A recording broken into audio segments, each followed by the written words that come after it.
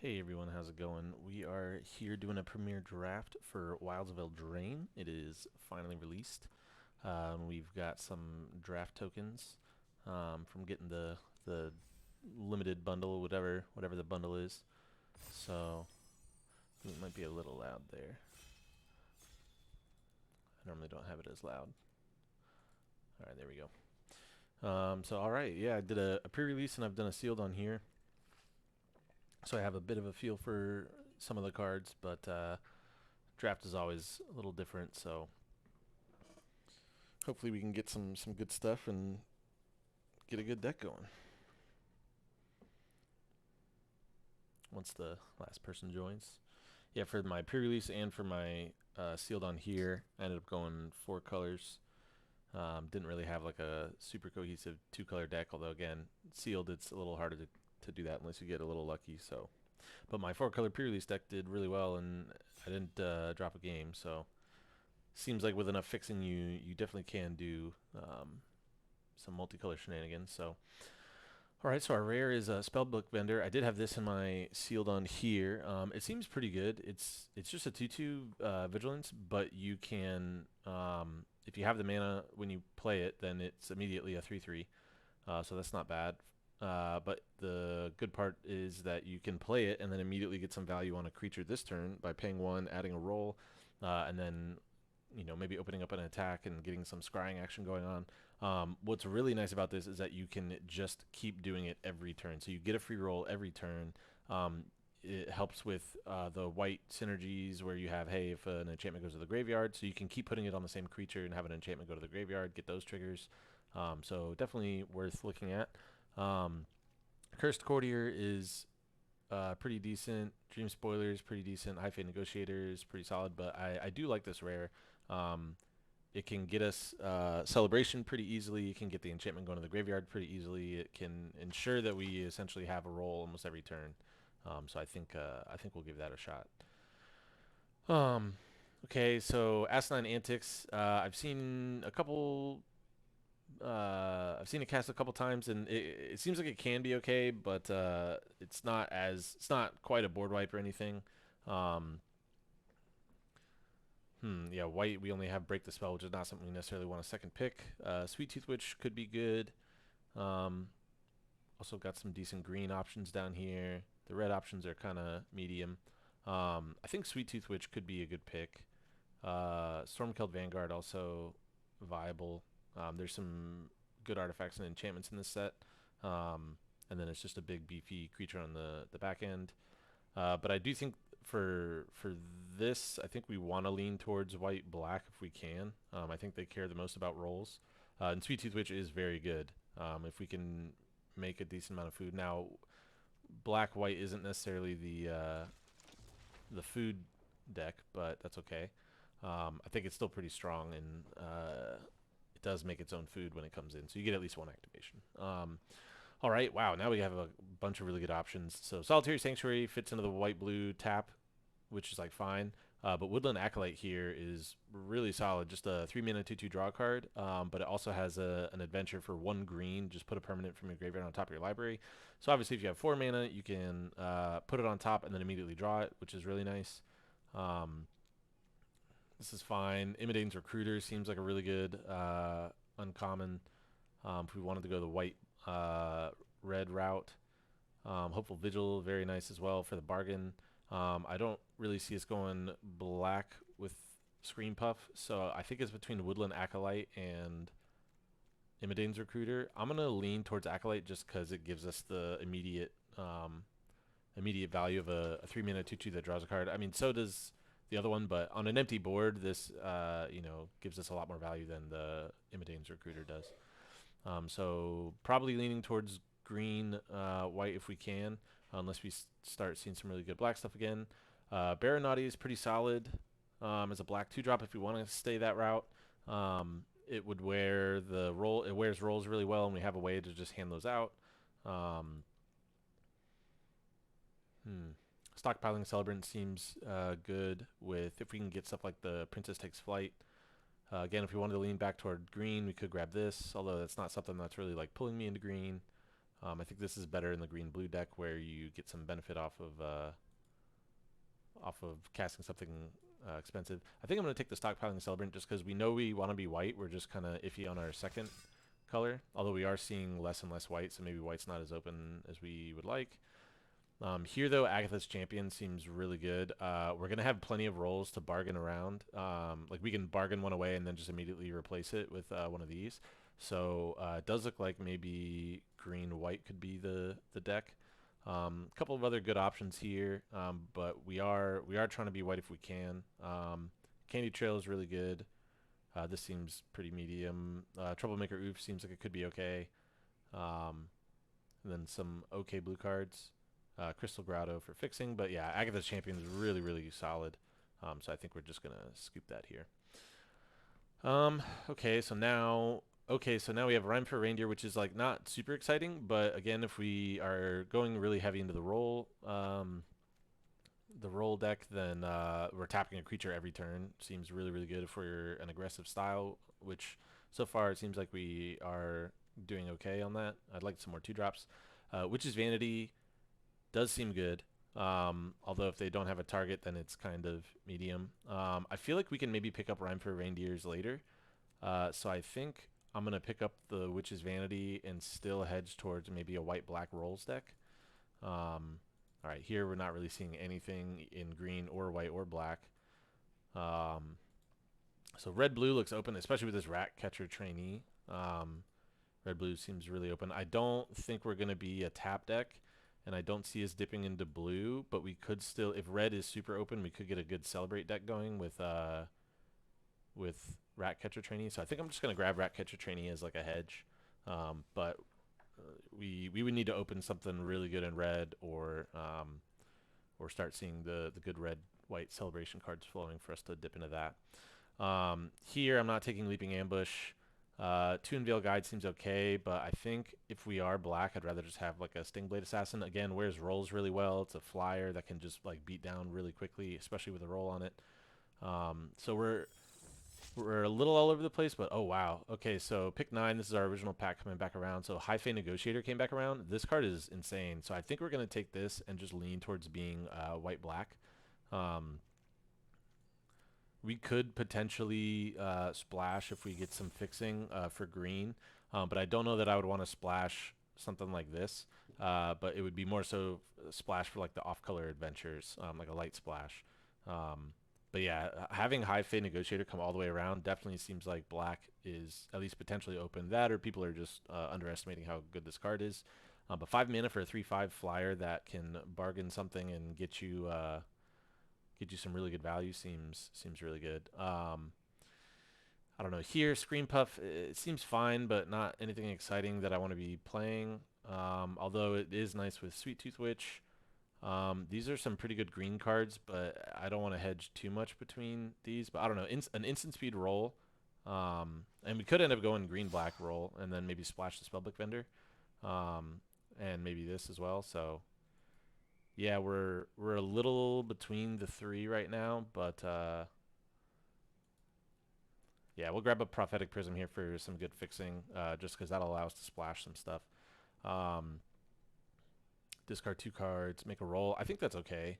It's not great, but it seems to have been doing some work. So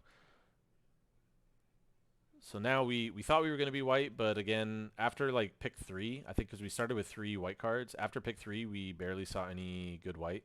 So maybe white isn't the move, and black seemed pretty, well, not pretty open, but it seemed relatively open. We were getting some, we'll just grab this, just colorless, good chance it makes the deck. Then that's not making the deck at all, so. Okay, 3 Blind Mice. So 3 mana, make a 1/1, create a token that's a copy of a token, create a token that's a copy of a token, and then creatures get +1/+1 on Vigilance. Seems okay, especially if we're going wide. Hopeful Vigil is solid. We have one. We really only have one like bargain. Although bouncing it with Stockpiling a Celebrant would be nice. So yeah, so far we don't have we have another bargain with the Agatha's Champion, but again we're not quite sure we're green at the moment. So again, white didn't seem open, but that means it might be open coming this way. Is this good enough over something like Howling Galefang? We don't have a ton of adventure right now. And double green means we're really committing to that. So I think we'll take 3 blind mice. Again, it's early in the set as well. We kind of want to take the rares, get a feel for if they're good or not. Oh, wow. This is, okay, so this is a bomb for the deck that we have so far. 4/4 flying for 4, which is just like solid rate. And then other creatures you control that are enchanted by auras I control have base power and toughness 4/4 and flying. So now with Spellbook Vendor and this, we're handing out 4/4. Well, really, we're turning everything into 5/5 flyers that scry when they attack. So that's huge. And now we definitely want to be white. I think we want to be white black. Oh my goodness! Now, as soon as I say that, now we get gruff triplets. I mean, this is just insane. Like, this is so hard to deal with. Okay, so now I think we are going to try to be white-green, which is what we were anyway, but now triple green is going to be tough, so now we want to make sure we get fixing with Prophetic Prism, things like that. So we may... Welcome to Sweet Tooth would be really nice on the wheel. Even Return from the Wilds would be really nice on the wheel. So yeah, we're going to pick Gruff Triplets here, and we're just going to... Oh, Ground Seal. Oh, no. I was hoping this was... I thought this was Prismatic Omen for a second, which makes all your lands tap for any color. So here, the choice is between Cheeky House Mouse or Besotted Knight. I think we just want to stick with the roll theme here and grab Besotted Knight. Gingerbrute would actually also be really nice. Ooh, that's good. I might just take Gingerbrute here. It's something that we can start getting in with cheap, and then once we put a roll on it, if we can slam Archon, now it's a flyer, and then even if they have flyers, then we can still give it pseudo unblockable in the air, which is even... It's like double evasion. Yeah, I like Gingerbrute over Besotted Knight. We already have a decent amount of rolls, so Unassuming Sage is like okay, but kind of overcosted for what we're getting. I think here we might want to just make sure we grab more fixing, like Return from the Wilds. If we do end up wanting to play any amount of these black cards, which I don't actually know that we do, honestly, with Gruff Triplets, I think we just want to heavy commit to green now. So all of that being said, maybe we just grab Welcome to Sweet Tooth. Yeah, I think Welcome to Sweet Tooth is good. All right, let's see. Now we have Titanic Growth. So I did have somebody in sealed. They played a Gruff Triplets, and I almost was able to stabilize against them. I was able to clear the board, but I was at 2 life. But part of that was they played a Titanic Growth on one of their Gruff Triplets when it blocked, so it became a 7/7. And I traded for the 7/7 and another one, and so their last Gruff Triplets ended up being a 13/13. So yeah, all that to say, Gruff Triplets goes well with pumps. Now the rest of it wasn't very good, so the rest of the pack wasn't very good, so I don't think we're really missing anything there. So let's take some of these black cards out. We may end up splashing some of them, but Knight of Sweet Revenge here is really good. It turns all of our food into mana rocks, strictly for green, but even still, that's really nice. And then if we have a bunch lying around, we can cash this in for a big overrun effect.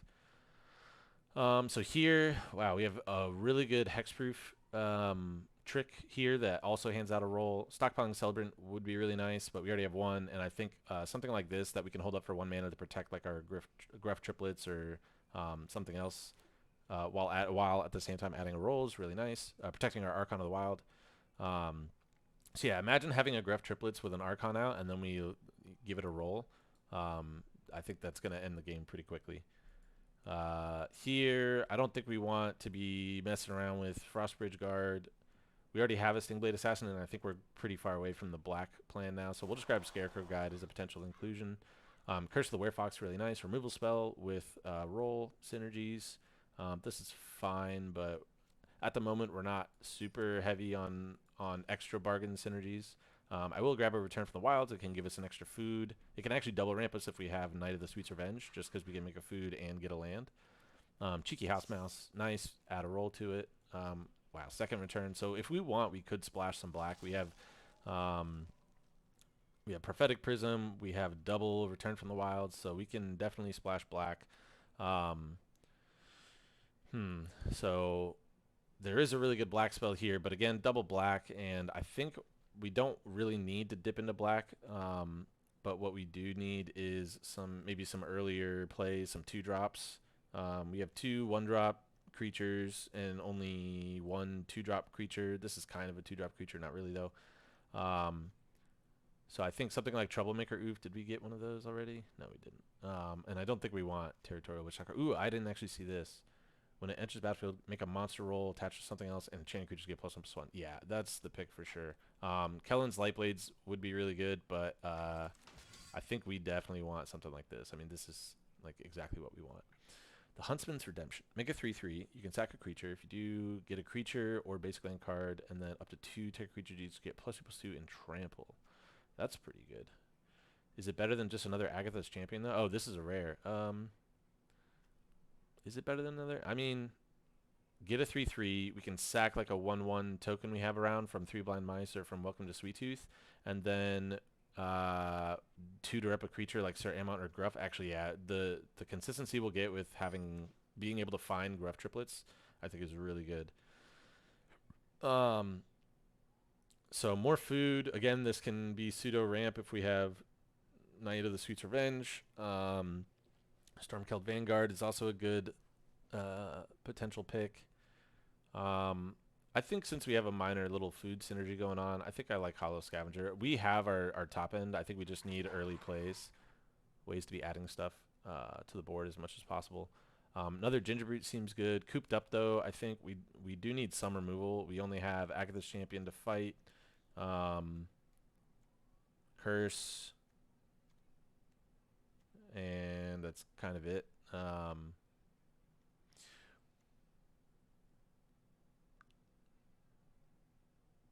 Unfortunately, we don't have. Yeah, I think we just take Cooped Up. I really want some okay, this is actually a really nice pickup. Just something to play on too that can help us ramp into our later plays. I'd really like a couple more 2-drops though. I don't, even though I want 2-drops, I don't think we're playing anything like that. Ooh, Gingerbread Hunter. It's a really good card if we're splashing black. I don't know. I mean, I don't see anything else in here that we actively want, so I am going to take it and maybe consider the black splash. It's also nice just as a 5-drop, and then if we have something like Prophetic Prism out, then we can do that. Ooh, Hopeful Vigil is actually pretty nice. It's a 2-drop enchantment that gives us a creature, and then later we can bargain with like Agatha's Champion. So yeah, we definitely have some hitters here. Archon and Gruff is really nice. Huntsman to go find either of them. We're handing out rolls with Spellbook Vendor. We are a little bit light on removal, but that's okay. We don't need this Candy Trail, but it's a potential inclusion. And again, we don't need Prophetic Prism if we're not splashing, I don't think. Although fixing for Gruff triplets wouldn't be terrible as an inclusion. Yeah, an instant speed roll here to turn something into a 5/5 flyer would be really, with trample, would be really nice.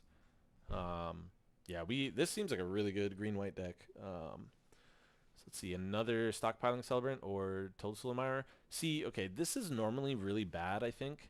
Like, I don't think this is very good, but we're already so slotted. Like, we already have so many 3-drops. I am going to actually grab this. Okay, yeah, this is a nice 2-drop as well. It's something we can play early. It's just a 2/2, but later it is a enchantment removal. Armory Mice 3/1. It's a 3/3. Honestly, it's a 2-drop. I'll take it. So we got to make at least one cut here. Then yeah, we're not playing any of these. So yeah, it seemed like we were gonna be dipping into black with Sweet Tooth Witch and then High Fate Negotiator coming around on the wheel, but then getting past Gruff Triplets. Or did we open Gruff Triplets? I don't remember. Yeah, we got past Gruff Triplets because we opened 3 Blind Mice. So that's just that's like an aura that we can kind of buy back. Yeah, so okay. I think we just need to make one cut here. It'll probably be something in the 3-drop slot. Maybe it's one of the ramp 3-mana spells. Return from the Wild. So I mean, this is fine. It ramps us, or we can make like a 1/1 and a food token. So maybe we cut like one of those and then cut a land, because we are kind of early on interaction. Most of our drops are 2s and 3s. We do have some stuff that costs a little bit, but this can also be a trick early at 2 mana. Once we get this down, it turns all of our food into mana. Let's see. Do we want to include like the Gingerbread Hunter Prophetic Prism? That would require a couple cuts. Let's see. So Root Rider Fawn also ramps us. So yeah, I think we have plenty of ways to ramp. So I don't mind cutting a land. We'll probably just cut. Even though we have triple green here, I think we'll cut a forest, because by the time we're at 6 mana, odds are we have like a Root Rider Fawn out, or we have Knight of Sweet's Revenge, which adds a bunch of green. So yeah, but what I was saying about Toadstool Admirer is I think in general this card is not very good, and I think I don't want to place it too highly in my pick list, but the fact that we needed early play, and it's something we could play on 1 and then start suiting up with an enchantment early. It has Ward 2, and then later in the game it's just a mana sink. I think is pretty nice. And it's something that, it seems unassuming. We slap it down early, get a roll on it, and then all of a sudden we slam Archon, and now it's, now we maybe have 2 creatures out with rolls on them that Archon can turn into 5/5s like right away. Let's see. Target creature control gets +++ until end turn. Can't be blocked by. Okay, so that, yeah, I mean that's fine. It's a 1-drop, and later it can maybe squeak some damage by. Gingerbreed's fantastic. I think everybody already knows that.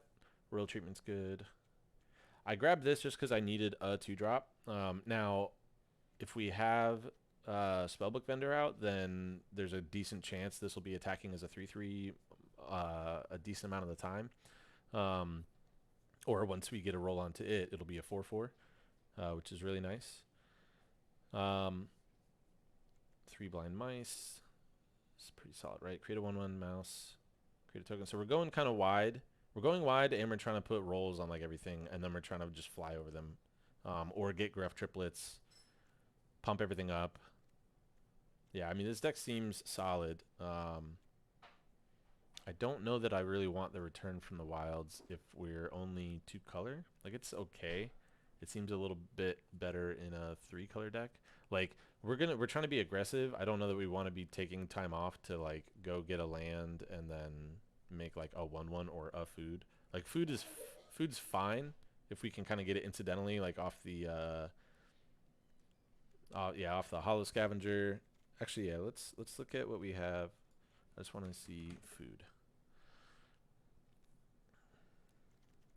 Okay, so this is everything that makes food. So this counts as food, this makes a food, that makes a food, and this makes a food. So we don't have like a ton of food synergies.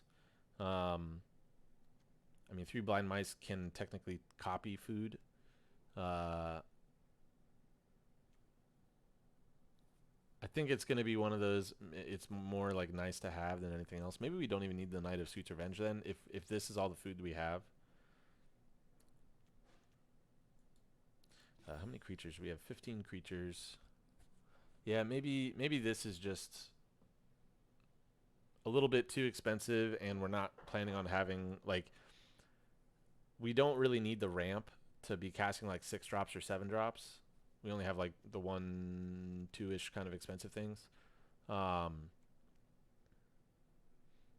yeah, we're really not like churning out food. And like this is fine on its own. It makes enough resources, I think, and gives us sneaks in enough of a bonus at the end where even if we only have the 1 food from the 2nd chapter, then I think it's fine to include this. We don't need to go all in on food with this. Whereas this, if we only have like 1 or 2 food around, I think paying 7 to get +2/+2 doesn't seem the best. I mean, maybe it's okay. Like, I don't know. If we're paying 7, I want this to trigger for at least 3, which is still an expensive overrun. And they don't even get trample. Yeah, I think we're going to cut Knight of Sweet's Revenge. Now, if we do that, Okay, we don't need this modifier anymore. If we do that, what do we want? Do we want something like Titanic Growth, just like a little cheap trick? Or would we rather have something like Gingerbread Hunter and then maybe try to find room for Prophetic Prism just as like a, okay, this is a 5-mana 5/5 that makes a food, but if we happen to have Prophetic Prism out, then we can use the adventure part of it. Like, I don't want to throw any swamps in there since we have like triple green, double white for really important cards. Um,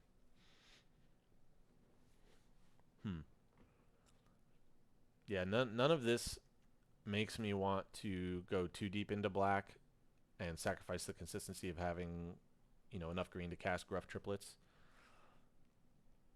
Oh man, Three Blind Mice. I just realized Three Blind Mice creating copies of Gruff Triplet tokens. Wow, that's going to be insane. That's going to be insane. All right. So yeah, I think we just want to go with consistency here.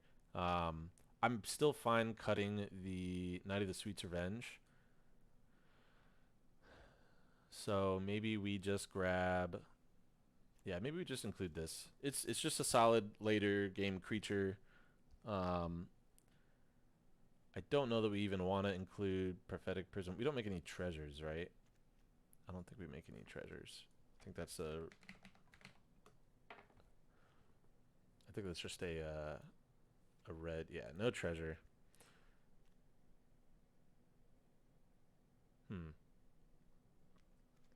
Is it worth it throwing in the Prophetic Prism? I mean, the Prophetic Prism, it's a little bit more worth it than normal, right? Only because we have bargain synergies. Let's look at that. Let's look at how many bargain things we have. I don't think we have too many bargain. We only have 2 bargain things. So, and we're gonna have plenty of rolls and food and things like that to throw around for bargain.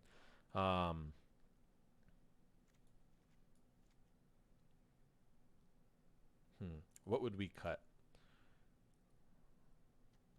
I don't really think there's much we want to cut from this. Maybe a Return from the Wilds. Like, this seems fine, but I don't know. It makes a 1/1, which could be impactful. Something we could throw a roll on. And then a food token ramps us, makes sure we get to Gruff Triplets. But again, since we're trying to be aggressive, I mean, not that Prophetic Prism helps us be aggressive, but it's more so that I'm wondering, since we're so low on removal, do we really, maybe want to include something like this just to give us a little bit more upside on the Gingerbread Hunter?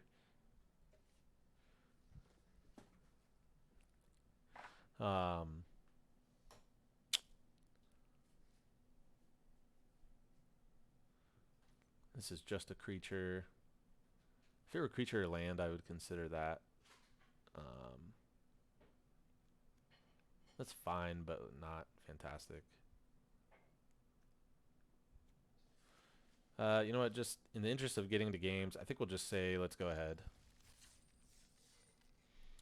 Yeah, we'll just say let's go ahead, and if we find ourselves wanting more removal, then maybe we consider hopping back in and splashing or adding the Prophetic Prism and cutting something. But yeah, this deck seems really good for a green-white deck. We definitely have the late game power, and I think we have enough early plays not to get completely run over. So I think it'll come down to if our opponents have enough removal or the right kind of removal. My hope is to at least copy a Gruff Triplets token once with 3 Blind Mice. That would be nice. Okay, this is... Oh, wow. It's like the shuffler heard me and said, oh, okay. So we have a turn 2 play into potentially turn 4.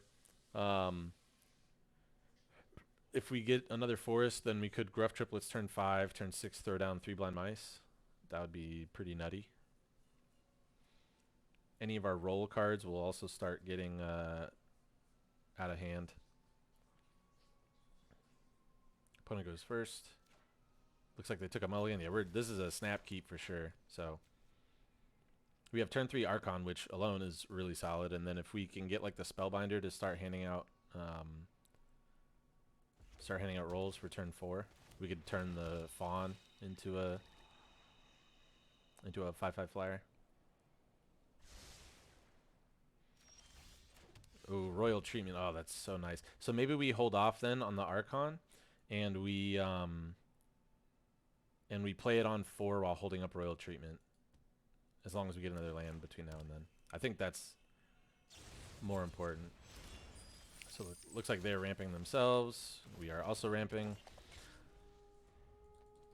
So yeah, because we have this, I think it's more important to hold this up than to get it out 1 turn earlier. So, so here,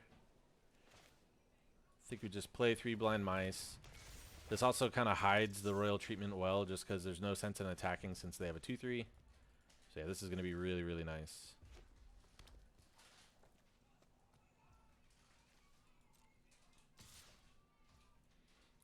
No, it has menace. We don't want to block. What's also nice is if they do go for removal and we get to cast royal treatment, then the token that we can create a copy of can be the royal toll. Discards a card. Sure. Yeah, I think we're going to discard this Ferocious Werefox. Just because everything else is, you know, part of our game plan, right? What we've just been saying. So, yep. Copy there. Play this.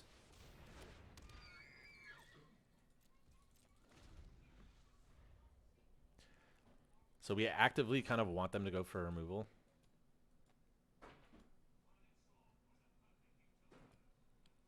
Because then we can... oh, wow, they're not going to? Okay, now the question is, do we just fire it off? I don't think so. But we can smash... Actually, I think we do fire... this is tough. Because we're not handing out a roll anytime soon. But if we do it now, we can bash for 14 in the air next turn. I think it's worth it.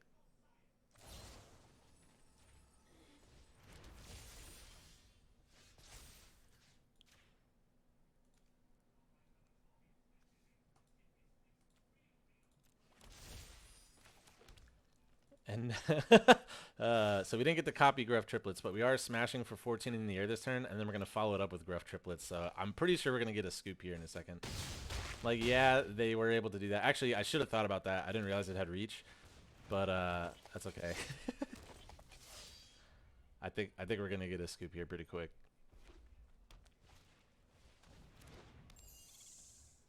Yeah, that's hidden reach, so I'll remember that for sure. But all of our creatures are about to get pumped for +1/+1 in vigilance.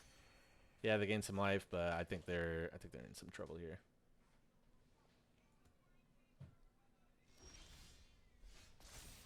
Yeah, especially because we can. Yeah. All right. Well, I think that shows how good this deck is going to be. Hopefully, if our draws can be consistent. So we definitely had fun.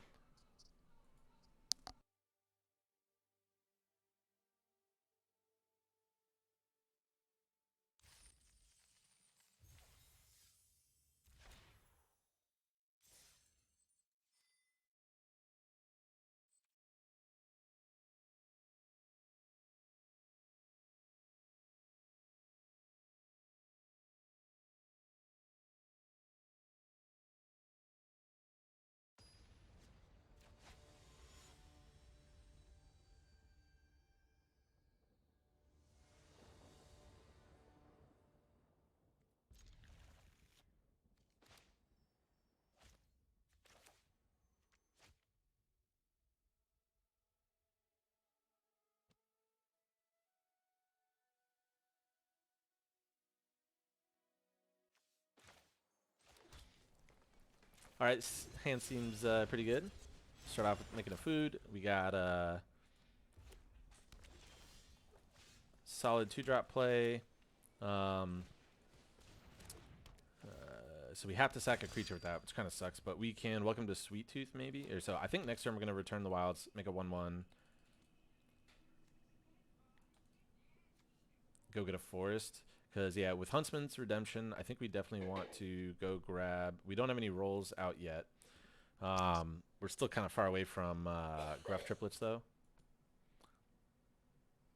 So another red-black deck. It seems, I think a lot of people are going to be going for red-black because from early access and all that stuff, it seems, or the streamer event, it seems like a lot of people were saying, oh man, the rat deck is really, really good. So I think very early, a lot of people are going to be trying to force the red-black rat deck. So let's just go ahead and attack first, see what they do. Don't do anything. I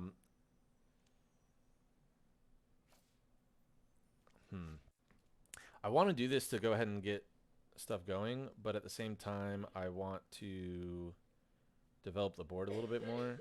Developing with just a 1/1 doesn't seem great, but it also just ensures that I get my 4th mana at least. So yeah, I think we'll do this and make a 1/1.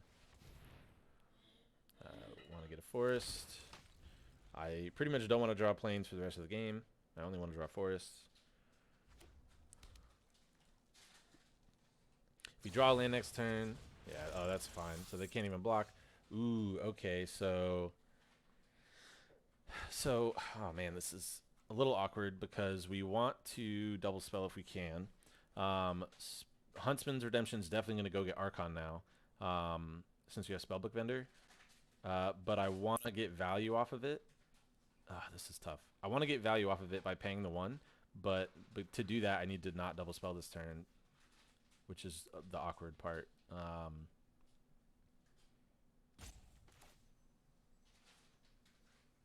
It's okay. I think it's still worth doing this because we go ahead and get the value.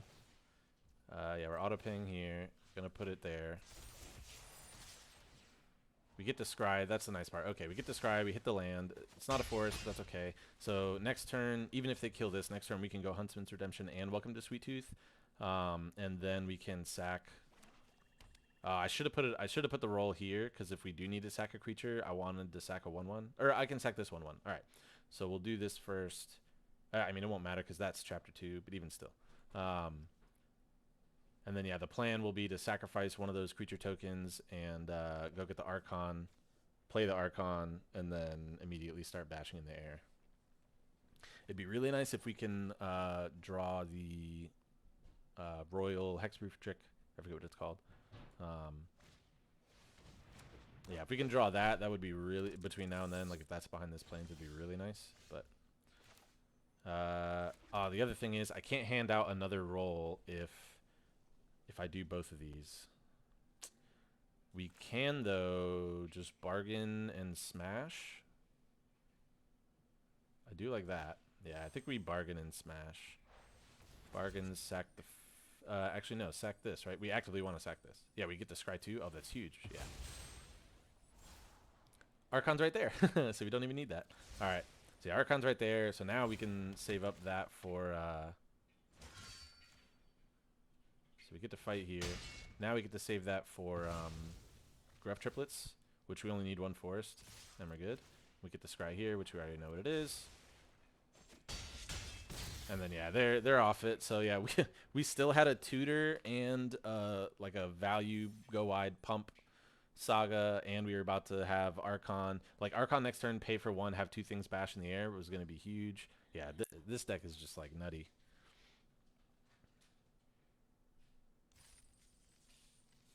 Yeah, I can't believe Gruff Triplets is only a rare. It definitely feels like it should be mythic.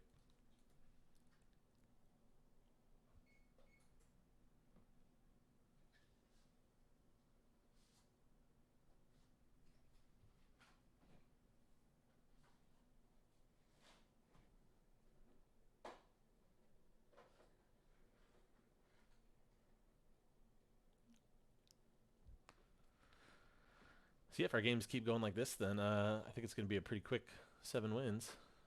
Maybe even a 7-0 sweep for our first draft. That'd be nice.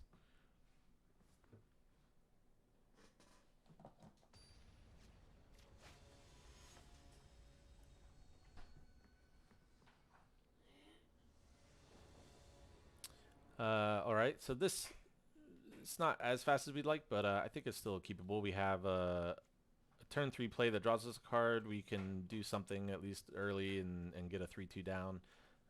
We have Archon that we're working towards, and then the Curse. So we at least have 1 roll kind of working for us. So yeah, we'll keep. go here and play a food. Say go. We got triple green for Gruff Triplets. So here, I think we'll just say go ahead.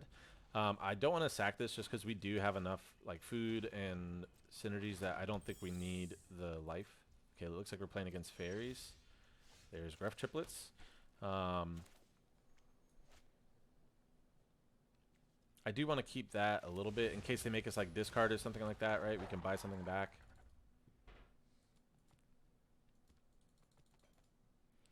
So Baronati seems like it's one of those fairies that is going to be a really good role player.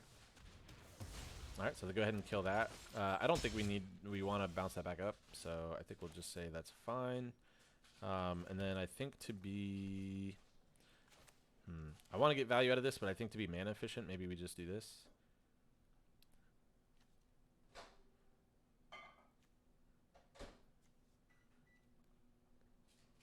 Because, yeah, we're not going to... If we play this now, even if we draw planes, we're not going to...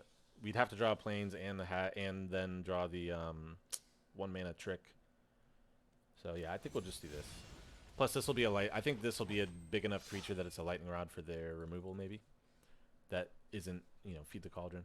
Something that would be able to hit this that can also hit that.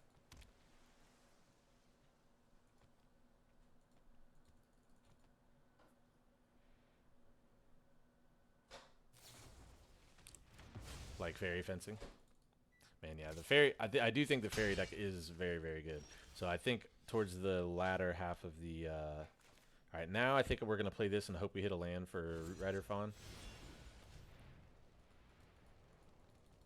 The counter it, that sucks, but it's better that than one of these. Yes, we do hit the land. Fantastic. So now we get to play this. And it actually fixes for mana for color as well, so Archon can be good there.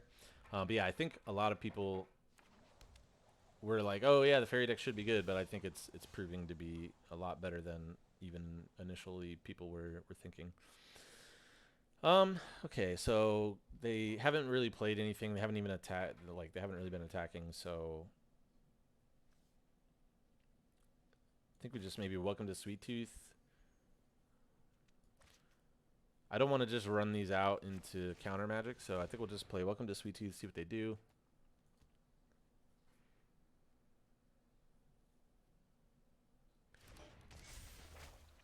So that's fine.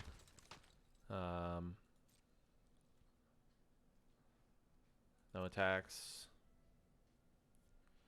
Again, same with Curse. I don't really want to run it out and get 2 for 1 when we don't have to. Like, this isn't really threatening us. And if they do nothing with their mana, then I'm okay with that. Oh, they're white as well. Okay. So maybe they're actually not fairies, or maybe they're splashing white for, like, Ariette or something like that. I mean, it seems like they're fairies, right? They have Baronati. Baronati could be in any fairies deck, but the fact that they have fairy fencing, I think. Yeah, and then whenever you cast an adventure spell, you may copy it. Okay. So now they probably will start attacking. Oh, no. Wow. Okay. They're just on defense. Create a food token. So we'd like to do this first and then have that up. I don't remember if the adventure... 2 mana. They could have like Disdainful Stroke up. Adventure spell. There's an adventure spell that like counters something, I think, but I don't know if it's 2 mana or if it's more. There's a 3 mana 1 return spell to its hand. I kind of want to get rid of this though if we can. So I can't double spell. Like if I do this and they counter it, I can't then slam Archon, which kind of sucks.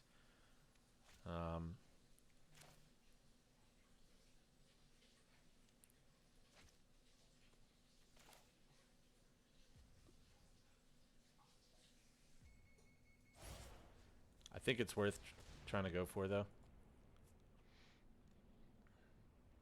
Yeah, I don't know if the bounce adventure is instant speed or not, so we're gonna go ahead and try to fight here, see what they do.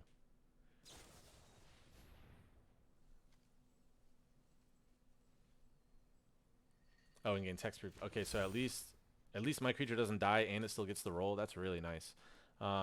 Okay, so yeah, they get to keep that. What's nice too is that we can open up attacks next turn with Welcome to Sweet Tooth going off, because we're going to be able to hand out 3 counters on 1 creature. Probably just do it on the 1/1. Okay, so now that they're down to 1 card, especially if they discard it and then draw, I think then we can go ahead and try to slam Archon or Gruff Triplets. Yeah, they did draw. Let's see what they discard. If they discard like a land, then odds. Well, yeah, it seems like they're having a hard decision. So this is a very good card though. So let's see, they discarded in. Wow, they discarded into the Fey Court.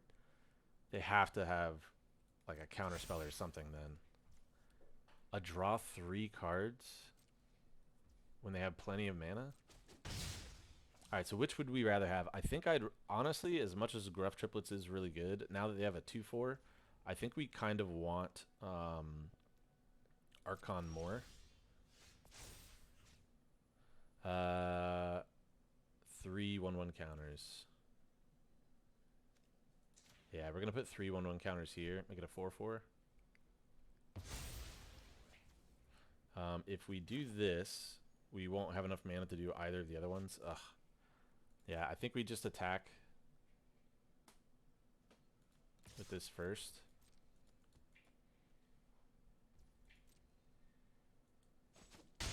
And then we're going to slam Gruff Triplets.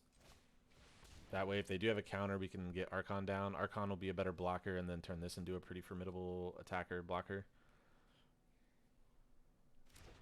Alright, Gruff Triplets resolves. Looks like they might have a kill spell here, which is fine. We still get 2 3/3s that still have... Yeah, it still has the... So they took care of one of them, basically. So yeah, now they're top decking, and I think we can just go ahead and slam Archon next turn.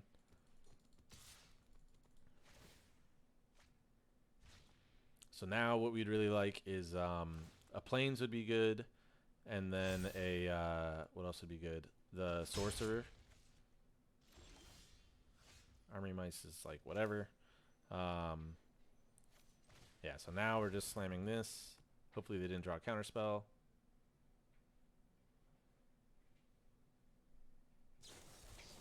Wow, they literally drew a counterspell. Alright, well, what are you going to do?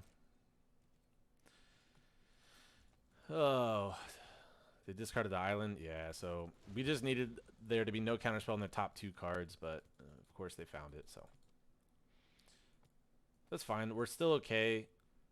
Because we don't have a ton of removal, we're in a little bit of trouble. And since they countered this, and we already played Woodland Acolyte, we can't buy it back. But we have cooped up to at least... I think we're going to lock down the Baronati, because it seems like what they're doing is just beefing up the Baronati. Okay, now they're going to start beefing up this one. Because, yeah, we can play this and exile this, but then they're still left over with 2 really big threats. Ooh, yeah, that's really nice. Okay, so now we get to... Now we get to do... Do we coop up first? Or Agatha's Champion first? I think we Agatha's Champion the Messenger. Actually, coop up lets us get in and attack with the 4/4.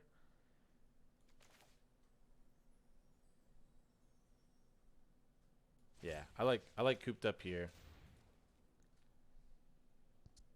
Actually, we can Agatha's Champion. Yeah, we can do both. Okay. So, yeah, coop up.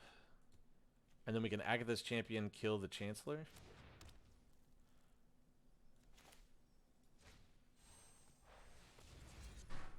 Sack of food.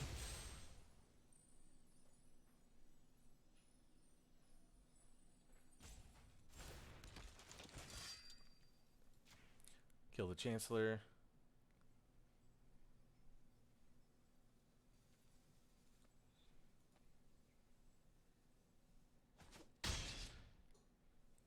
And now we have a really nice attack.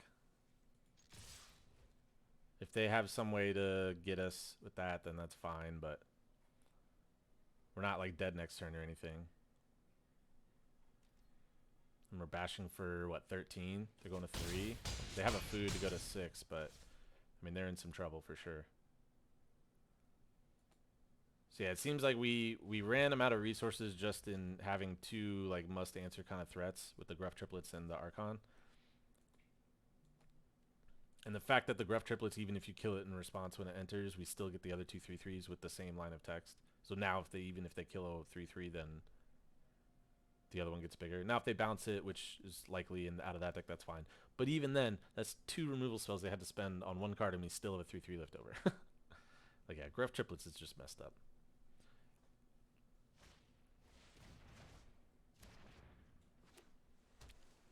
Alright, so it looks like they're kind of in desperation mode here. I mean, we have, what, 13 power of trample, like 13 trample power on the board. So I think it's pretty much over. Unless they have some way to get rid of the cooped up. Get some lifelink, but even then, that's going to be a tall order.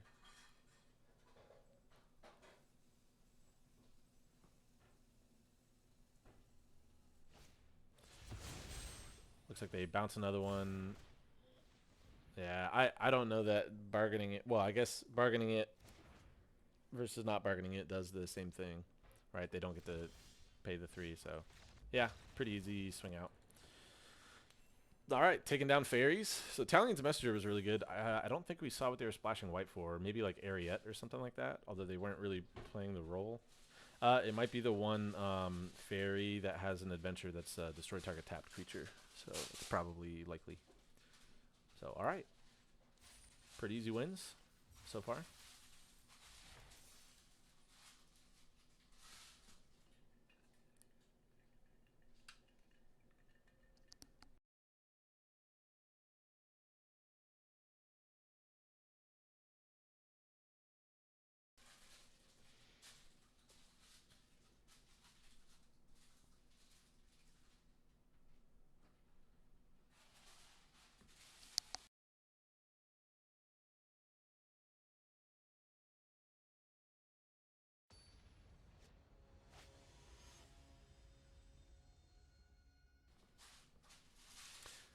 All right, let's see what our opening hand looks like. Ooh, this one's not so good.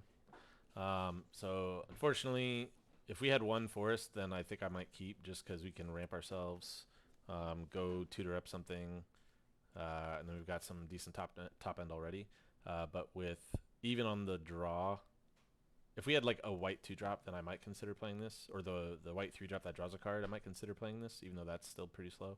But I think we can get a better hand, so this is much better. I kind of want to put back a plains now, or maybe we put back like Armory Mice. Yeah, we're definitely keeping. Maybe we put back Armory Mice. I mean, it's just a 3-1 for 2 that we're probably not going to be triggering Celebration with anytime soon. So as of right now, we can go food, Root Rider, and then either hold up that as a trick or just play it. Yeah, I like that. Alright, they got the 1-drop. Ooh, we could play Toadstool Admirer. It's got Ward 2. It's something we can slam the... It's something we can slam that on later, or... Yeah, I think we just add to the board, other than the food. The food doesn't really do anything for us. This at least is a body. And it's going to be a while before they can actually do anything to it. Like, even Flick a Coin, which would be the cleanest answer, they would need to wait until turn 5 to play. They could have Rat out, so they could actually Rat out next turn. But, I mean, if they do, they do. Not much we can do about it, so... And what's nice is that this is kind of like holding back their 1-drop, so... okay, that makes it a little less good. So we have 4 mana available. Artifact or enchantment. So, yeah, Totem Tance is pretty good. It's whenever it or another non-token creature dies, make a rat. And then it gives rats Death Touch, attacking rats, Death Touch. So let's see. Our options are... I think we're just going to make a food and play this. I think that's the best.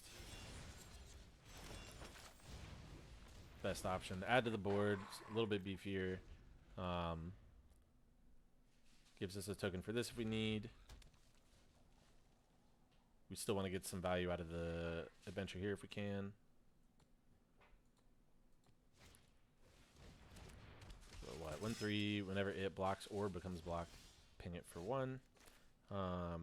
Okay, so stockpiling the celebrant can bounce something to our hand. There's not a whole lot we want to bounce to our hand. Hollow Hen Scavenger or Hollow Scavenger isn't exactly what we want to be bouncing yet. So, but they are going kind of wide with medium-sized creatures. But like I said, I don't know that we want to bounce. The only thing worth bouncing, like for value, is the Hollow Scavenger right now. But then we're not really developing the board anyway. I think we just say go ahead and. We pump up the Toadstool Admirer. I'm surprised they haven't gone ahead and popped the Emberth Veteran on something. They can pop it on something to get it to grow when they attack, and they get a rat.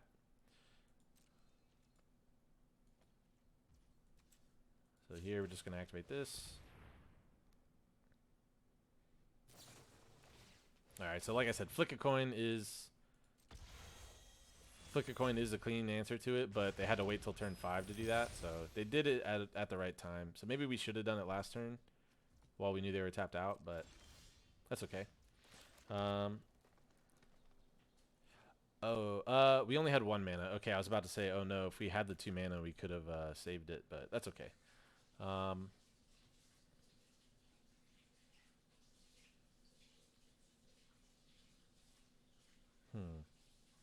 I can trade my food for the treasure, but at this point I don't really think that matters.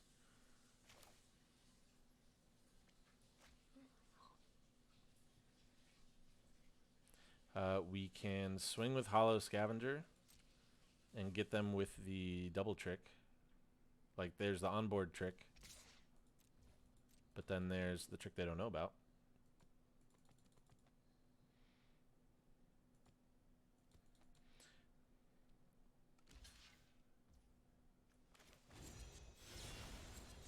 So we'll go ahead and just do this. They can sack it for value, but we have the trample now, so the trample actually goes through. We can save our food and then just play the Werefox.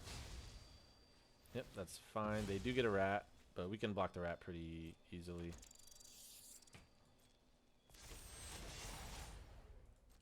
So we still bash, and then we'll play this. So it won't block their Grand Ball Guest, so they do have an attack now with Grand Ball Guest, but that's fine. We are putting the shields down a little bit this turn, but our top end is much better. So I think just going ahead and starting to be able to apply pressure right now. Okay. I mean, they already had good attacks. I don't think they really needed to do that, but I think that would have been better to save for later. But now they have a 4/4 haste. That's fine.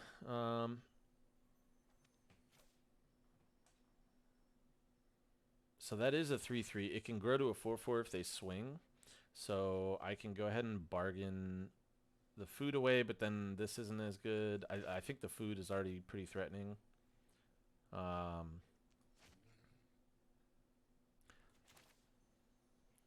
So let's think. We're going to play this.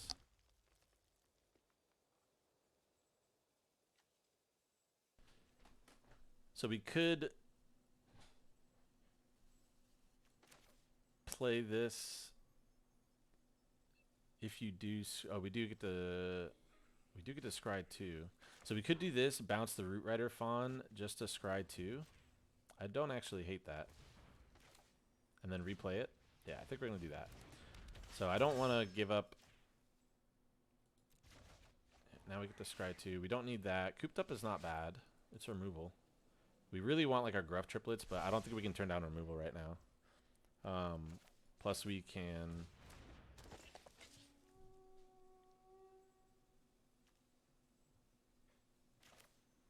Yeah, I think exiling... I think I'm fine bargaining this. Exiling... They're getting rid of the food to get rid of their token. We could bash for 8. And then we have pretty good... We have okay blocks.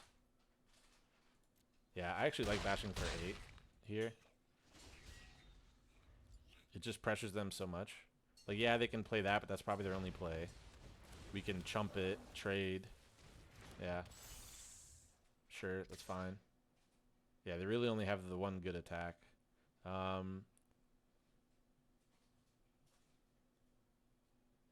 If we do this, we only trade one thing for it. So yeah, I'm actually okay with that. Obviously, they're going to kill the stockpile celebrant, but...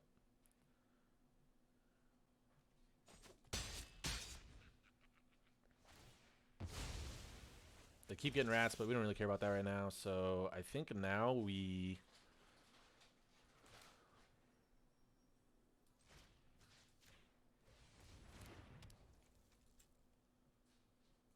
I don't think we have any instant speed bargain, right? Yeah, we're just going to go ahead and get rid of this.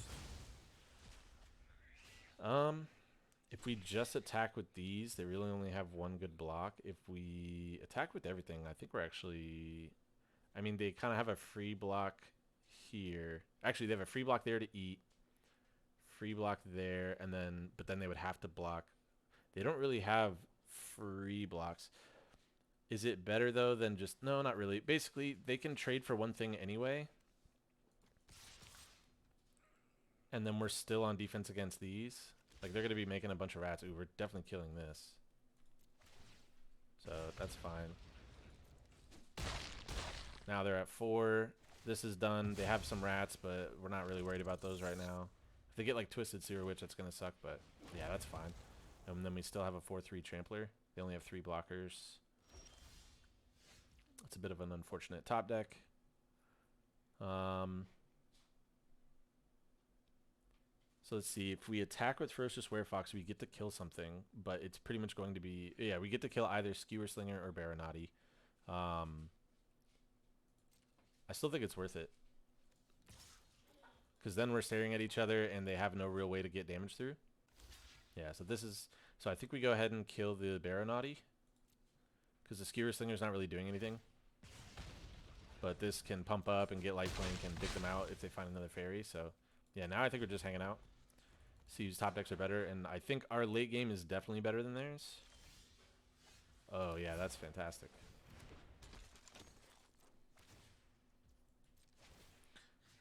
So we'll go ahead and put it here. They can double block. But then we get to kill the Skewer Slinger. And then we're... I don't want that. Yep, that's fine. We get to kill Skewer Slinger. Sure. In the turn. Next turn, we get to hand it out wherever we want, depending on what they do. That's fine.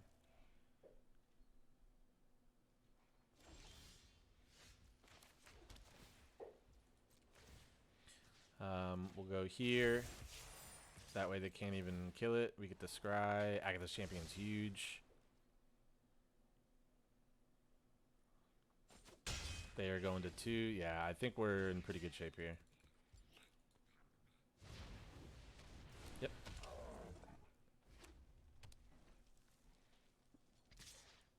They do get to do that and sack it. And they get to get 1 card. They might not.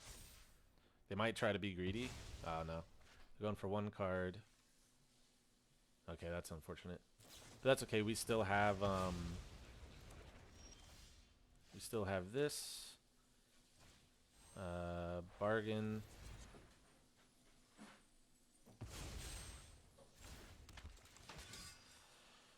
The question is, do we just trade these off? Yeah, I think we just trade these off. Put them to 1. I doubt they're chumping here. We do, let's see, 1, 2, 3, 4, 5. Yeah, they get in with the rats. There's no reason not to. Now they have to chump this. Oh man, we are, with all the scry, we still are not. I mean, they have to chump here. And then if they just draw nothing, we win. Yep. Hey, we won. All right, that was tricky at the end, but we got there. I really wanted to get like Gruff Triplets, or I mean, 3 Blind Mice was going to be pretty good at stabilizing us, right? Make a token, copy, and then pump.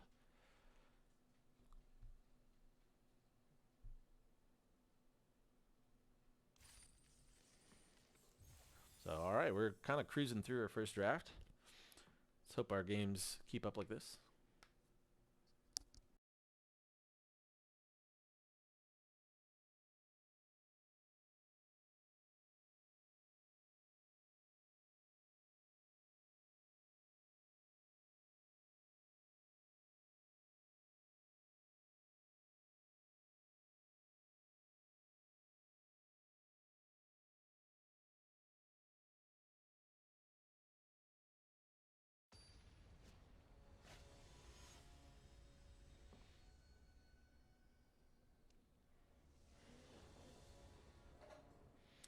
All right, let's see how this is. Oh man, we have all of our expensive stuff. We have Welcome to Sweet Tooth, but if this were the ramp spell, then maybe. But yeah, we have all of our expensive stuff. Maybe this isn't worth having in there, unless we have the black. Just because like now it's just a 5-drop, 5-5 that makes food. Like it's fine. Yeah, I think we kind of have to mulligan this. This isn't doing enough, and then this isn't gonna be like until Welcome to Sweet Tooth finishes. We don't have a target on our side big enough to really like capitalize on that, and then these are just so far off. Yeah, I think we have to mulligan. This is instantly better just from the lands. Not so much from the spell side of things. This is fine. We can just run it out as a 2/2. I guess we don't really need this since we already have most of our lands. One more force, we can cast Gruff Triplets once we get to 6, and then yeah. So I think we keep this, return that.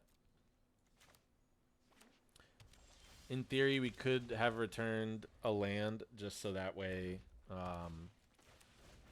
we know for sure we're still gonna hit 4. So exile would be nice, but we don't have a way to do that. So yeah, if we exiled that, that would be pretty sweet. Although it doesn't really do much. They're not gonna bargain it anytime soon, right? Then they have to discard.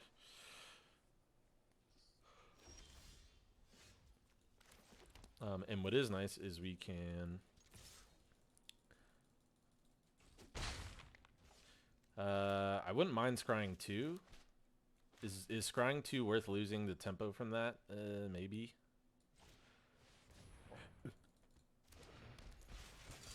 Yeah, I think we're going to. Actually, if they kill it. Wow, they're just going to kill it? Okay, that's fine. I guess they made the decision for us. I think we would have, just because we're already kind of flooding. Ooh, this is nice. So we get to just... Oh, no. It fights, right? It doesn't punch. If it were a 3/3, that would work, but...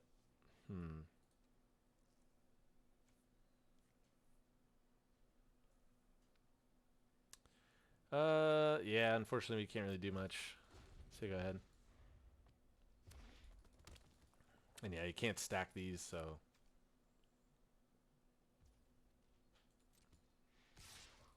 Yep, that's fine. If they play another blocker, if it's something... Like a 2/4 or something like that, then we'll be happy, but... Oh, man, we are just flooding. Yeah, I probably should have put back a land, just because... We knew for sure that we could go grab a land and then get some extra value out of it on 3. Whereas now we're just like flooding.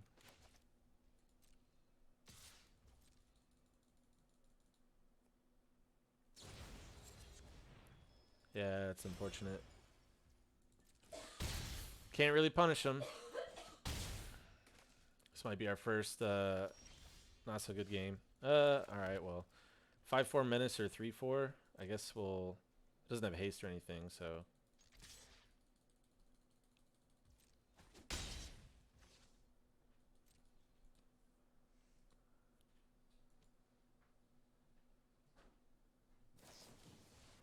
Alright, we do get to protect this. I mean, since we have literally nothing else going on, I think we're kind of forced to do that. Now we can at least offer up a trade and attack through that.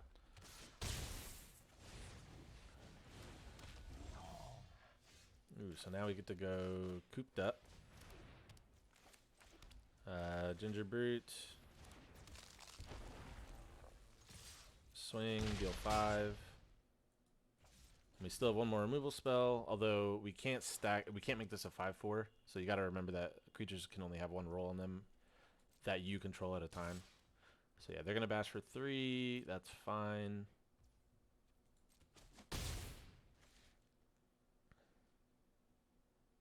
They do have black sneakily now. So maybe Talion or something like that.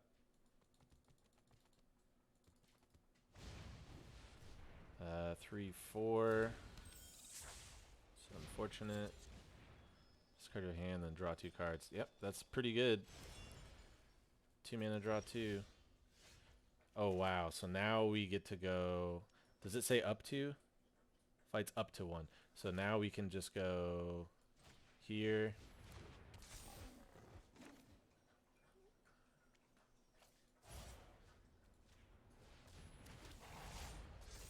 Submit 0. Swing with both. They have to chump. Now, if they have a way to get rid of our enchantment on Cooped Up, then they win. But if they don't, then we win. Even if they kill Archon, as long as they can't do an extra 2 to us, then we get him a Gingerbrute. Yeah, they're digging. They can bounce Archon, but it won't matter.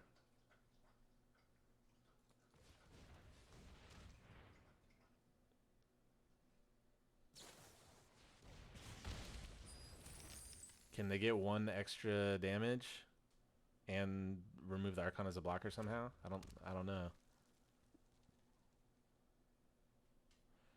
If they do win, that would be a pretty crazy clawback for digging. This was in a crazy top deck. Holding on to that, and then, oh man, yeah, we got there. Holding on to the removal spell since there was no like real value to gain out of it was clutch, because then, yeah, it turned the Gingerbrute into another 5/5. So yeah, Archon is pretty messed up if you can reliably hand out rolls. So all right, that was, I think, the scariest one we've had. I don't remember many. I guess the rat one where we were both kind of low was scary only because we were in top deck mode, but that was scary in the sense that we were in top deck mode and they were really not far behind us, or we weren't really that far behind them in life total. So this is okay. It's not great, but we do get to go first. So yeah, I think we'll just, yeah. What are we gonna lead on? So we can use this to be a, okay, so actually we have the 2 creatures we'd want to swing with, but if we play this first and then they kill the 3/3, we can just bounce. We can still just bounce it back to our hand. If they don't kill the 3/3, we can go tutor for like a land.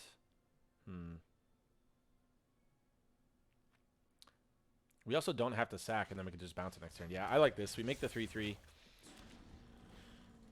We can bounce this no matter what. We get to scry 2, so we probably won't sack for a creature, or sack a creature.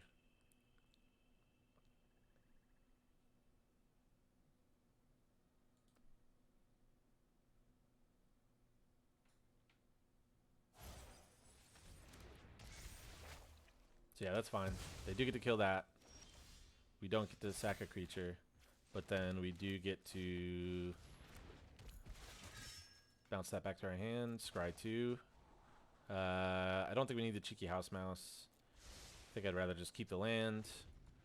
Working our way to Gruff Triplets.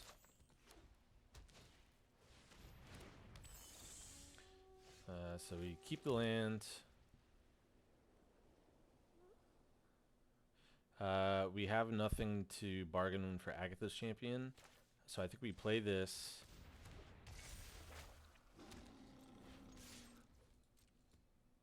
See if they want to trade. They don't. Sack a creature. So it has to be a creature. It can't be a token. Man, that'd be really nice if it was like bargain. The second part is like, hey, if you bargain, then you get to do something.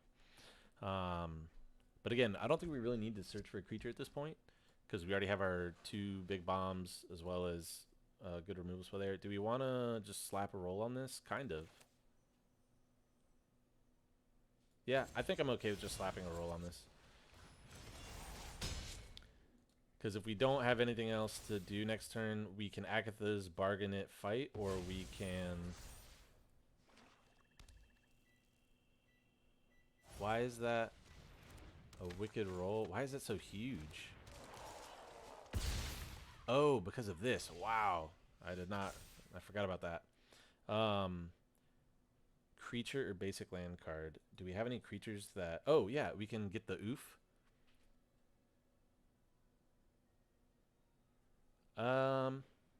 Yeah, that's going to start bashing us pretty quick. Because I don't think we can race if they also have that gaining them life. So, yeah, I think we need to sack this. Go get the Troublemaker oof. And then we can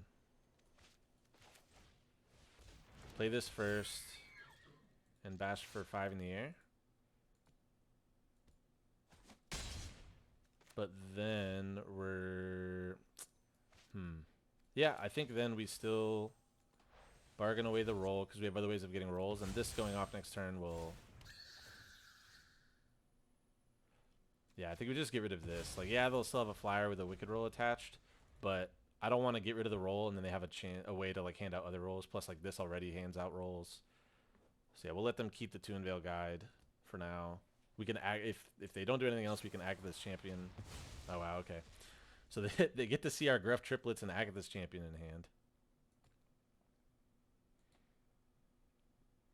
I think the end is going to be a lot better in Constructed. But it's still an instant, hey, exile a creature, which is nice. And then you get to peek in their hand and look at their whole library. But it's definitely going to be a lot better in Constructed where you're hitting 4-ofs and stuff. But yeah, now they get to see Gruff Triplets coming.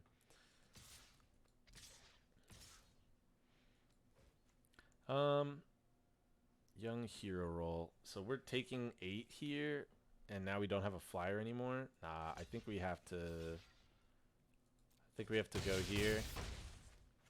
We can Agatha's. No, we can't Agatha's and fight next turn. So I think we have to. Yeah, this.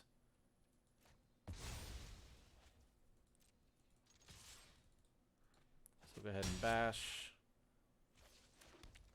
Play the Gruff Triplets. And then next turn we can Agatha's, sack one of these, pump up the other two, kill the guide. So yeah, it's a very good thing that we were able to. It's a very good thing that we were able to kill that.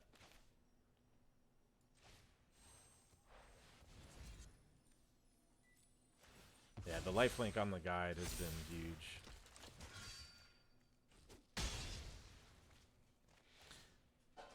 I am at 4. They have 3 in the air. Is this Wicked as well? No, that's Royal and that's Young Hero. So we'll have 3 blockers to 2 on the ground. If I attack with both and have a removal spell, I'm dead. I don't think we need to attack with both. We can just attack with 1. And then we still have 16 trample next turn with this as insurance.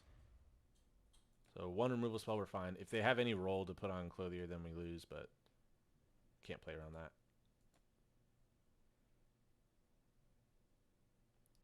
Yeah, they are exactly dead on board next turn if they have nothing. Oh, well, no, they have food. Okay. So then, yeah, this could chump there. And then, okay, so they're going to coop up and exile.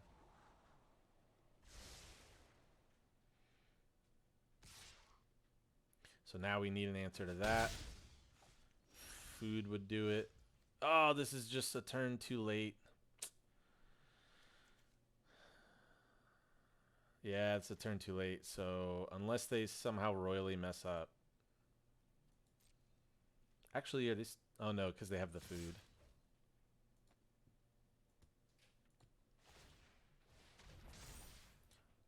And they have that, I guess. Yeah.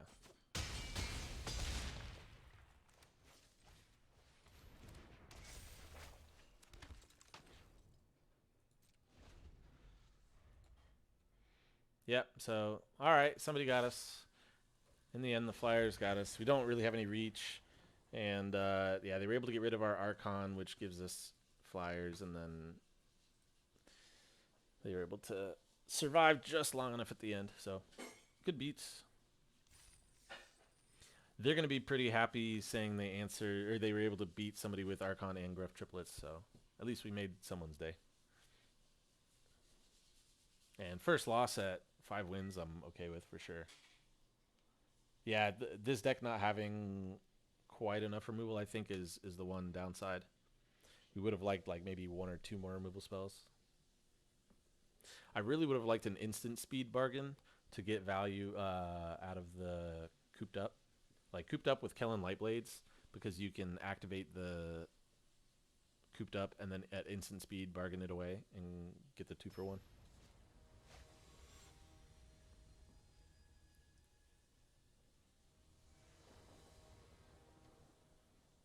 All right, they go first.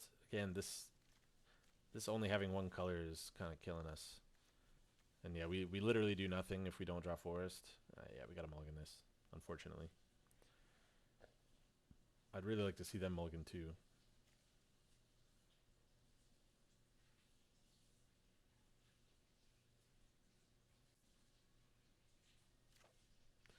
They kept, but yeah, we got a mulligan. Ugh. This is like worse, but at least we have a play. Yeah, and then I think we just get rid of this. It's not going to be impactful if we, like, even once we get it, it's not going to be that impactful. This costs a lot, but that's okay. At least we have this, and then if we can get any other land, we can scry. If we get a forest, we might be able to get some value out of this while scrying. That would be really nice.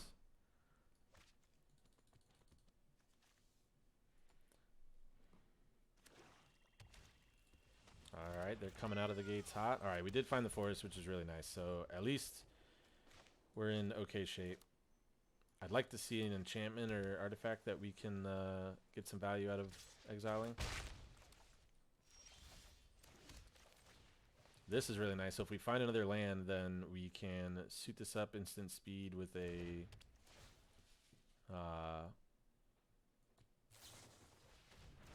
something. Okay, so blue black fairies. Yeah, they get to go ahead and just kill this. But that's okay. We can get rid of that so they don't get the rest of the value.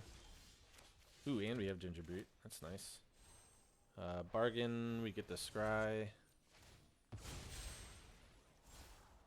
I don't think we need Army Mice, but I do need a land.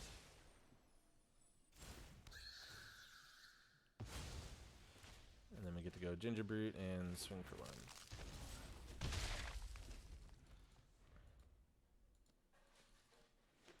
The unfortunate thing is, like, to be mana efficient, I gotta play the Archon next turn, but nothing has a roll on it.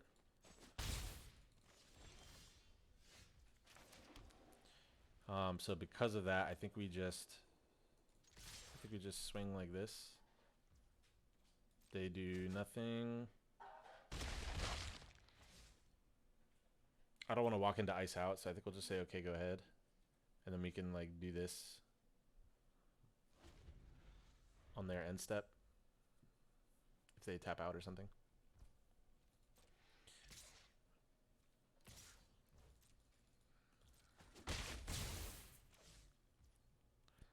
They do nothing, so I think we do nothing. Ooh.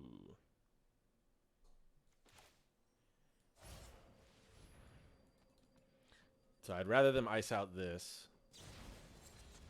Okay, they just return it. That's fine. Then we'll go ahead and just put this here, since we know the coast is clear. They make us discard. That sucks, but that's fine. Yeah. This is the tricky part. This is a little bit more mana intensive, but we don't have the land yet for this. But this will be pretty nice in removing one of these 2 threats.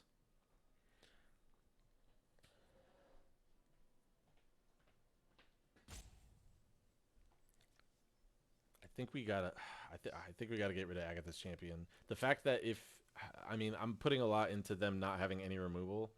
I guess if we play this, they have no removal, then yeah, this is great. Otherwise, it's like okay, but they might not have bigger. They are a fairies deck, so even just putting these on, yeah, I think I'll get rid of Agatha's Champion.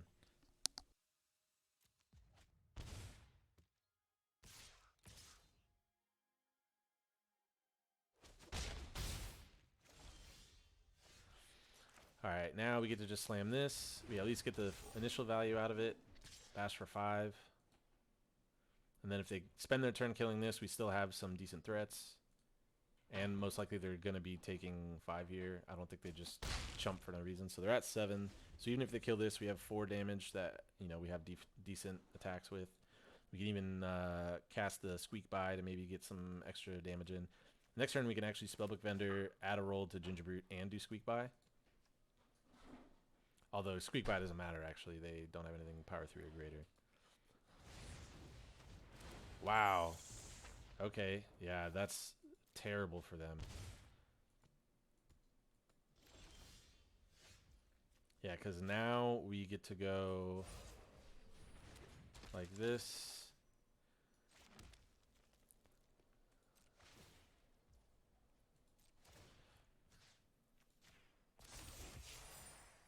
And 5 trample means they, yeah.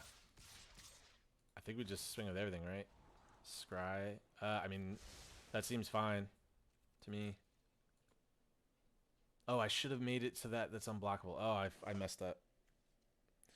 I messed up. I forgot that I could do that. Because, yeah, now they can chump and still have 2 damage in the air, potentially more.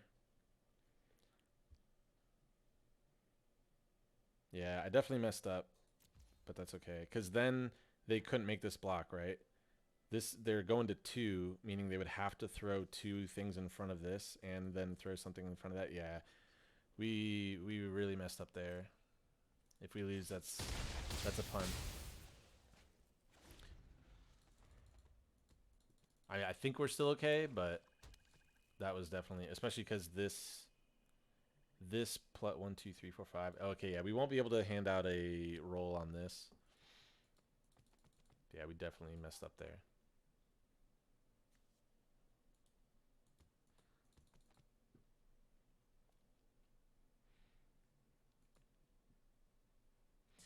Yeah, we could have made it so that they... Oh, man. Okay, I guess...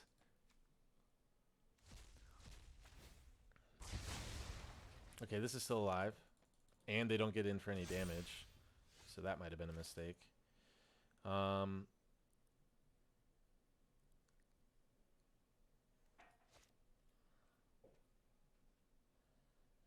think now we do this.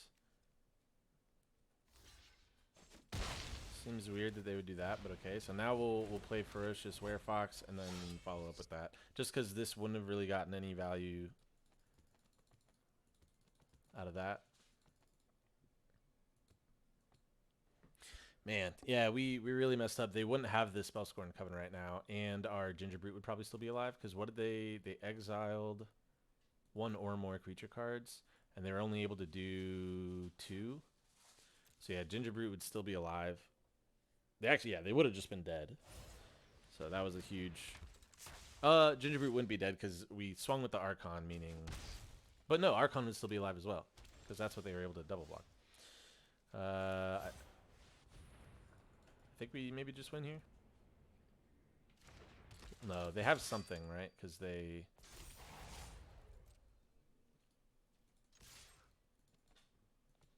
They were dead on board to that play anyway, so they have something here. If they shrink its power by 4, we still kill it. But they don't die. Yep. Okay, we kill it, but they don't die, and now they are threatening... Well, they would need to find 2 more damage in the air. Yeah, I think they're still dead. I don't know what the last card is. Man, if we lose this game, we're going to be so sad. Alright, so this means they can't just throw... This being 6 means they can't throw 4 in front of it. They have to throw 5 at least. So I think their best blocks are Chump with the 2/2 and then block with both of these. I'll kill that. This will die. And then they're living off the top of their library. Yeah. Yep. So we kill the 3/4, obviously. Now they're left with a 2/3 in the air to my 4/2. See what their top deck is. Hopefully it's not make a creature 4/4. Nope. But now if it's any creature, they just chump. Yeah. Wow. Yeah, we threw the game. Man, that's a rough one. Yeah, we punted. We got too excited. We even had the opportunity before that we went to blocks to activate it.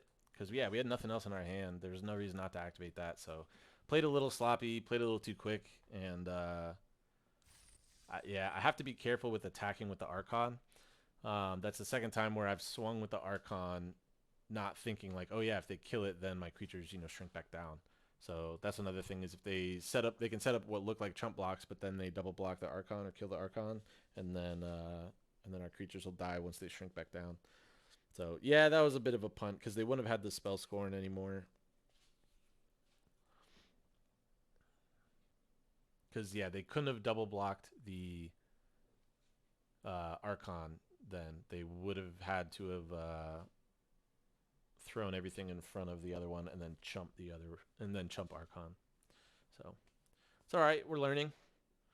That's not really learning the set though. That's more of a, especially since Gingerbread's already a known card. That's kind of just a sloppy play, but hopefully it doesn't cost us the 7-0. Yeah, this seems good. We go first. We're just gonna slam a 2-1, followed by a 2-2, followed by 3 blind mice.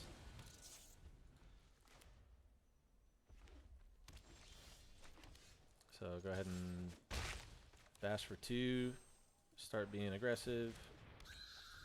If they play like a 2-3, that'd be nice, or like a 2-2. You can kill it. 1-3, yeah, 1-3 is good. So I don't know if we 3 blind mice first, or if we go ahead and just. I think since we want to push damage, we just go ahead and kill here, especially since that can get lifelink. Just bash for 5, keep the pressure up. Then this also gives us choice on what to, if that lives, it gives us a choice on what to copy with the token.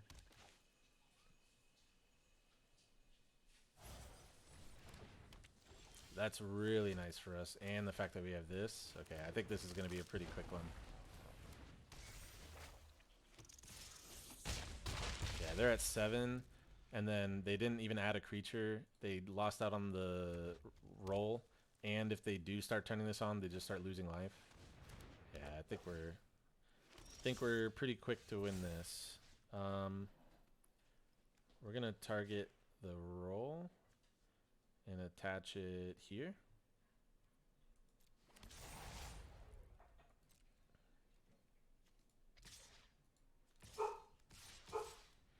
I think we're just gonna swing, giving this unblockable.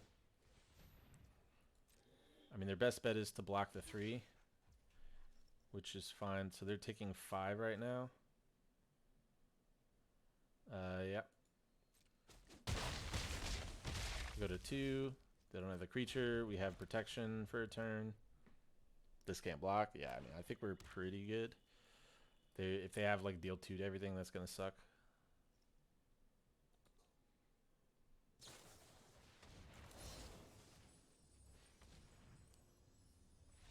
Yeah. All right. So that was a little quicker. Kind of how we can be a lot more aggressive with draws like that. We don't need our super big bombs. All right, so 5-0 into 5-2, and now we're sitting at 6-2. So hopefully we can get there with this last one. Be really nice to start the set off with a trophy.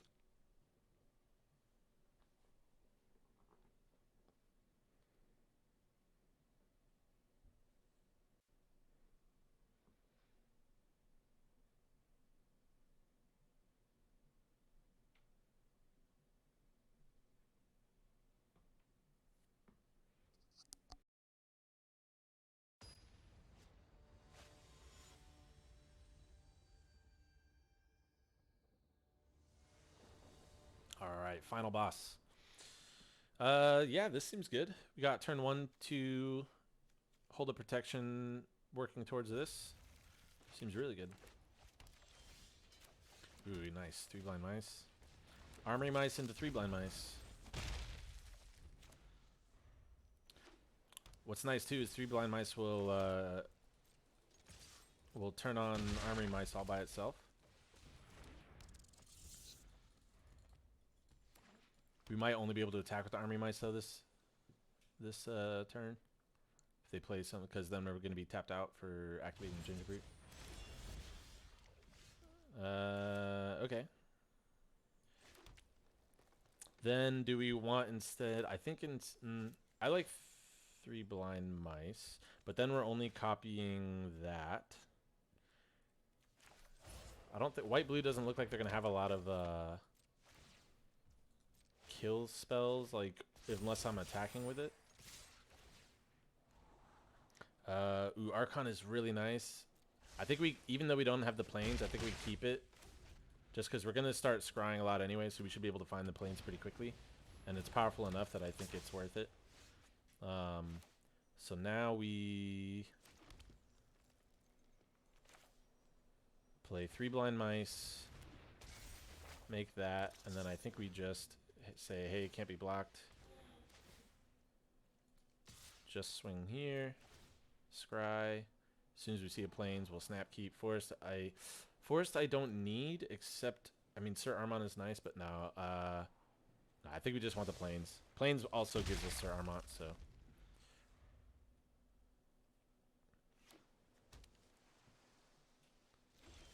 Hey, there we go.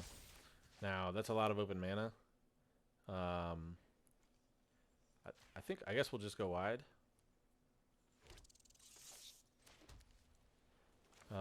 Yeah, we can do this. Unfortunately, the Army Mice doesn't have an aura we control.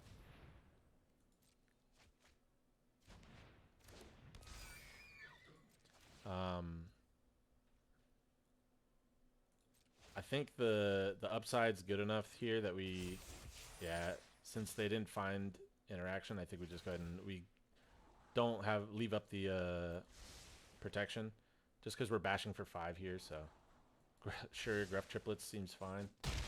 Yeah, they're at 3. They're gonna have a hard time getting out of this.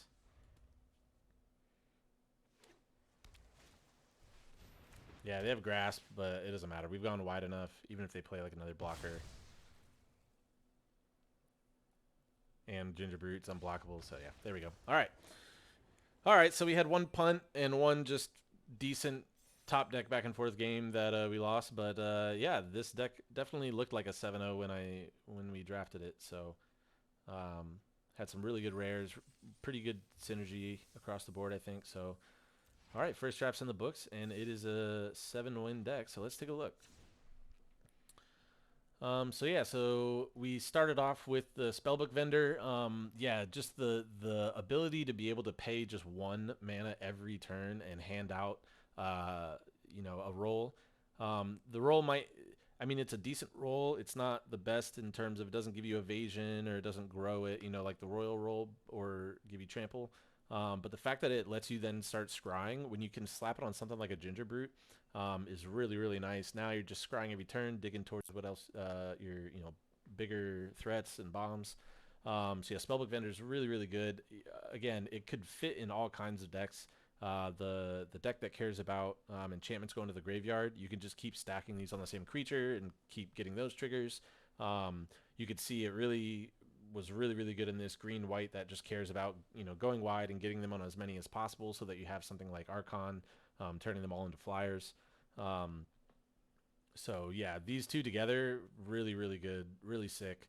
We didn't really get a chance to see how Sir Armont worked, but I mean, in this deck, it would have been fantastic almost at any point in the game.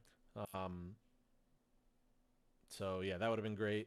Agatha's Champion, really, really solid uncommon, especially when we have plenty of tokens and enchantments to bargain around. A 4/4 that comes in and fights something, clears the way, and then now and gets you in for a good attack and then leaves you behind with a 4/4 Trampler is really good. We didn't see Gingerbread Hunter really, but in a deck where you can cast both of these, this is a very, very good card.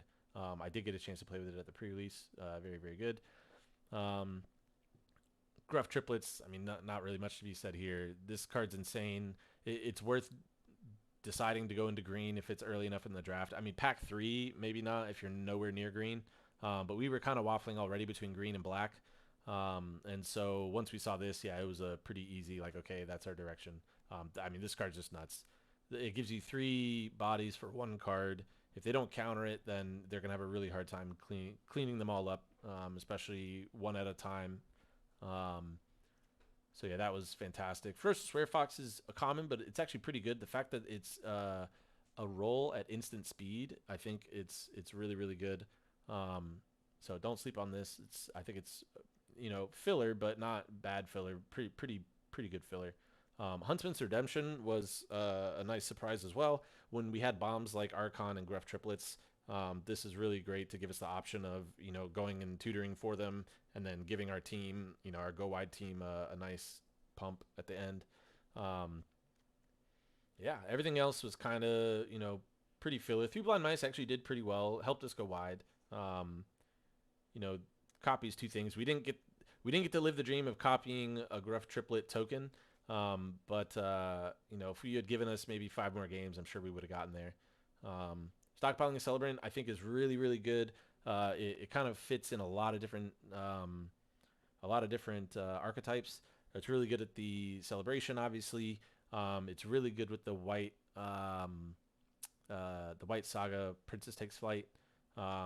And yeah, just good on your ETB, your sagas, bounce them back after chapter 2, get some more value. Yeah, I mean, everything else is pretty self-explanatory. But yeah, that was the draft. That was the deck. Glad we got there. And yeah, thanks for watching. And hopefully we get some good drafts like this again in the future. So, all right. See you guys next time.